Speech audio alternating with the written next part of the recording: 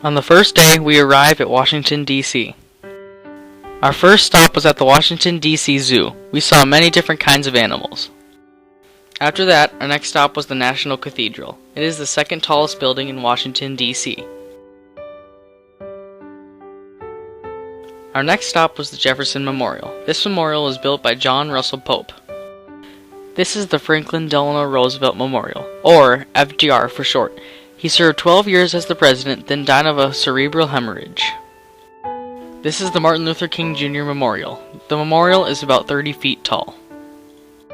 After that was the Korean War Memorial. Every soldier looks so detailed, especially the Marines. The next spot was Lincoln Memorial. Here is the reflection pool with the very cool sight of the Washington Monument. Here is the Lincoln Memorial statue. Leading up to this, there are a total of 87 steps from the reflection pool.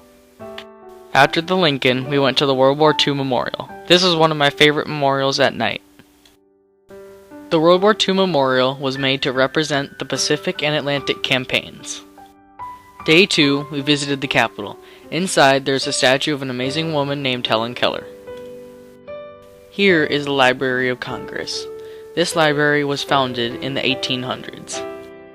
This is the Giant Bible of Mainz. It is one of the last manuscript Bibles written before the invention of printing in the West. Here is George Washington's house in Mount Vernon. His house was built by wood. This is my second favorite place on the trip.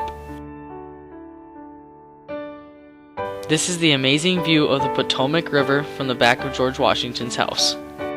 Here is where Mr. and Mrs. Washington are buried. They were originally buried in a family vault before being moved to this new tomb. This is the Iwo Jima Memorial, otherwise known as the Marine Corps War Memorial. It is dedicated to all the U.S. Marines who died defending our country since 1775. Semper Fidelis.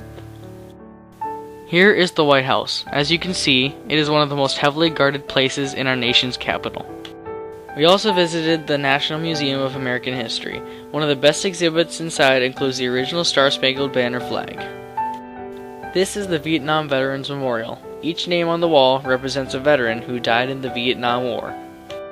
Here on the ground in front of the Lincoln Memorial, Dr. Martin Luther King Jr. gave his "I Have a Dream" speech. Day 5 began with Arlington National Cemetery. This is the largest active cemetery, which means they still bury veterans who die in the line of duty or who are retired. Inside of Arlington is the Tomb of the Unknowns, or Tomb of the Unknown Soldier.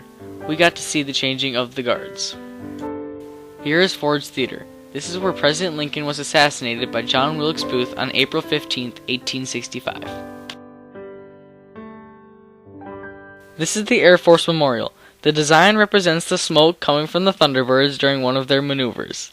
Here is the 9/11 Memorial outside of the Pentagon. The benches you see represent the 184 victims and are arranged according to the victims' ages. One of our last stops was the Washington Monument. Here's a picture of the reflecting pool taken from the top. Our last stop of the trip was the National Air and Space Museum. There were a lot of cool exhibits inside, one of which was the Apollo 11 command module. This is my photo story. Thank you for watching.